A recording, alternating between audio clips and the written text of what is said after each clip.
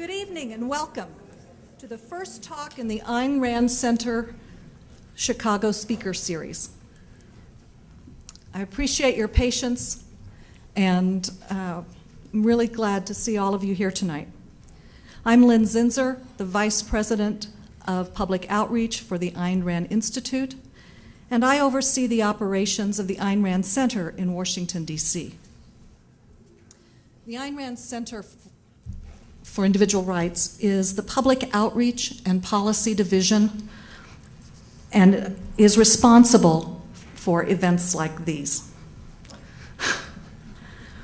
The center is named after author Ayn Rand, whose heroic novel Atlas Shrugged demonstrated why the individual rights of life, liberty, property, and the pursuit of happiness provide the only moral basis for a fully free, laissez-faire capitalist society.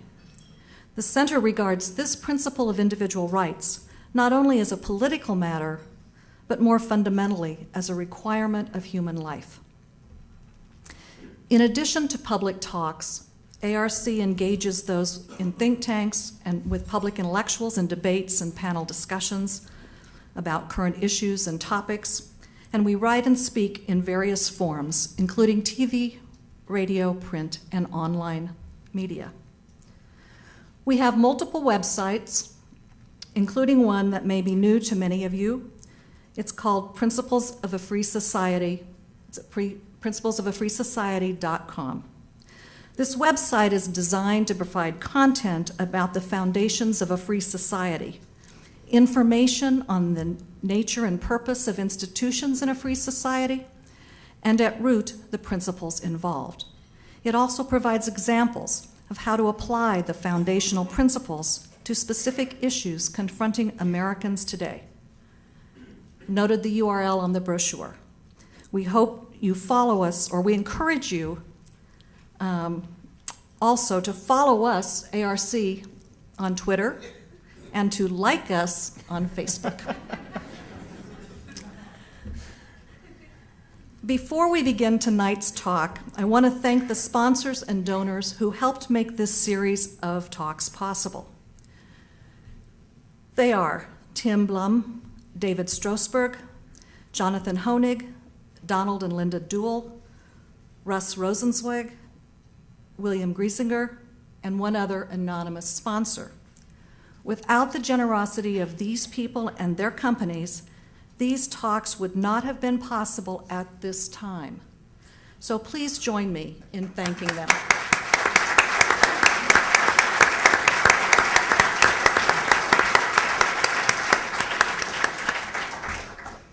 We have a series of 6 talks planned, and if you would like to join them in sponsoring these talks or other projects of ARC or ARI, the Institute, please see me after the program or go to our website and you'll see how to contact us then. The Ayn Rand Center, as part of the Ayn Rand Institute, is a 501c3 organization, and donations are fully taxable as applicable or provided by law. I'd also like to thank the volunteers who helped at the door and the tables this evening. They are all members of the local Chicago Ayn Rand Society. And if you wish to find out more about this local organization, please talk with one of them after the program, and they have a sign-up sheet out front as well. Finally, our next event will be Wednesday evening, September 8th, here at the Hyatt Regency. And it will feature John Allison, who's the retired chairman of the board and CEO of BB&T Bank. His talk will be entitled, Using Ayn Rand's Values to Create Competitive Advantage in Business. And if you wish to receive upcoming announcements about that talk, further talks, and other ARC events, please sign up after the talk at the table outside the door. Now it's my pleasure to introduce our speaker for tonight. Yaron Brook is president and executive director of the Ayn Rand Center and the Ayn Rand Institute. He's a former award-winning professor of finance and has published in popular publications such as the Wall Street Journal and Forbes magazine. He's frequently interviewed on national TV, on CNN, Fox News, and CNBC. In fact, he was interviewed this morning on the Terry Savage show, and we want to thank her for that. And next week, next Tuesday, he will be in New York with the Glenn Beck show, where Glenn Beck is featuring a show from fiction to fact on Atlas Shrugged.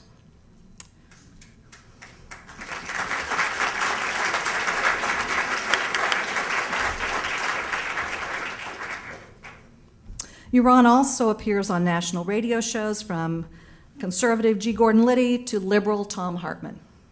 He speaks around the world, from the US to the Middle East, Europe, and Asia, about objectivism and its application to many topics, from business ethics to foreign policy. His audience includes business leaders, professionals, executive and trade organizations, college students, and academics, as well as the general public. His topic tonight is Capitalism, Who Needs It? Ayn Rand and the American System. Please welcome Yaron Brook.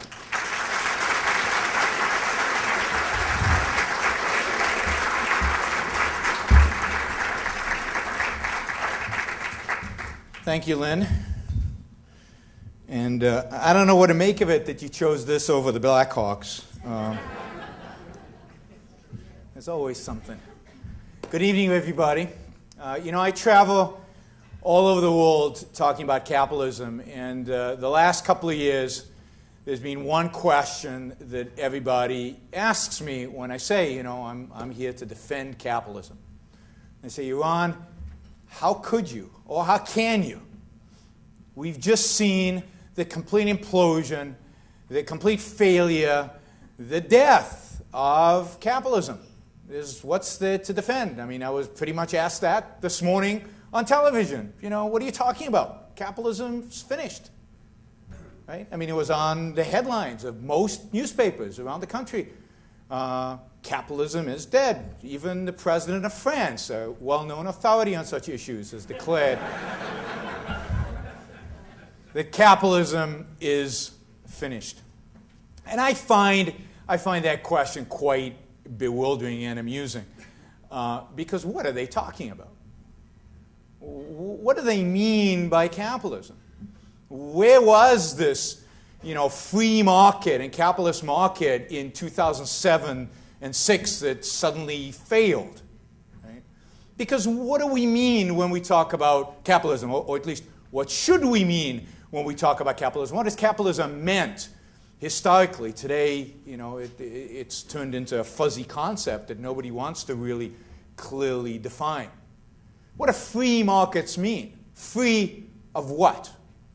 People throw around free enterprise, free markets, but free of what? What are they supposed to be free of? Well, free of government force, free of government regulation, free of government controls, free of government interventions. And capitalism is that social system in which this freedom exists, in which individual rights and property rights specifically are protected. Now, where were these free markets, free of government intervention and government control and government regulation before this crisis happened, for us to point the finger and say, yeah, that's to blame? That's absurd. Something failed, right? The last 2 years, if you've been in the business world and the financial world, they've been pretty horrific. Something clearly went wrong. But it couldn't have been free markets because they weren't free. They weren't free. And if you look at the specific markets that failed, the specific areas in our economy that did really, really badly, that suffered the most during this crisis, that clearly there was, broke down, what you discover, and it doesn't take much to figure this out, but what you discover is that all of these areas that failed are the most regulated, the most controlled. The areas where the government intervenes the most are those areas that failed. We'll do this quickly because I could spend And I have 6 hours on the causes of the financial crisis, but I'll let you go look that up on the web and watch it there. But housing. Housing's a free market, free of government intervention. I mean, in California, you can't decide what to build, where to build, how to build it, what trees to chop down without some government official giving you permission to do so. And my choice of whether to buy a house or to rent a house, that's free of government intervention? How many of you rent? How many of you own your homes outright? Okay, well, it's quite a big group if you combine the renters and all of you. All of us who have mortgages want to thank you for subsidizing us, because I get a tax deduction on my mortgage. You don't get anything for being responsible and paying off your home, let's say, or making the choice of renting. That's government intervention right there. Government has decided you should own a home, and it's willing to subsidize your mortgage through a tax deduction in order to do that. But if that were all, that would be nothing, right? How many ways have they found to subsidize the mortgage market, this free market that failed? Freddie and Fannie, heard of them? I think something between $3 to $5 trillion of assets when they failed. Those assets are basically, they were buying mortgages. These were government entities. They were raising debt under the assumption that that their debt was protected by government, an assumption that turned out to be true, right? Because they went bankrupt and the government bailed all the debt holders out, basically. They call it receivership, but that's what it is. That's a subsidy to the mortgage market.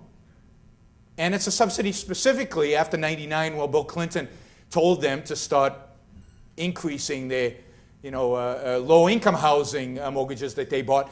That was, that's a huge subsidy for the part of the market that, surprise, surprise, failed. The mortgage market isn't free.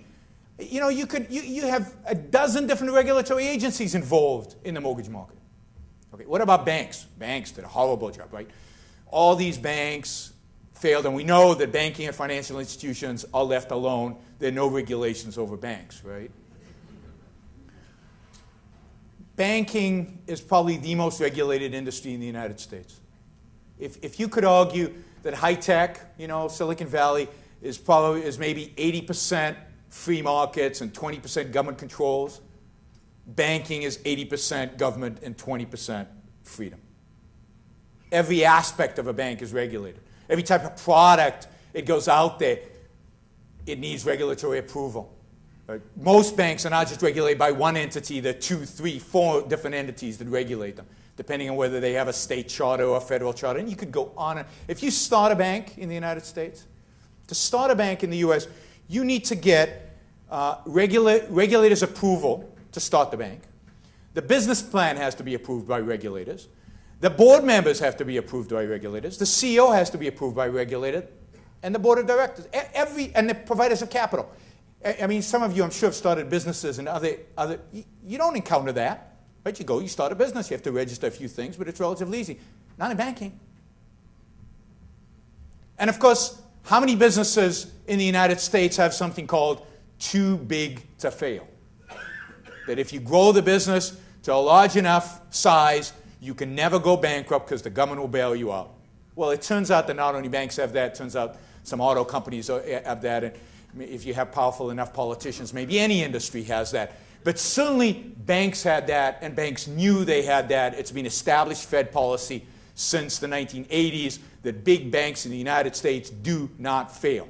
Now, what happens when you tell somebody, you get all the upside, and the downside, don't worry, be happy, you're bailed out of?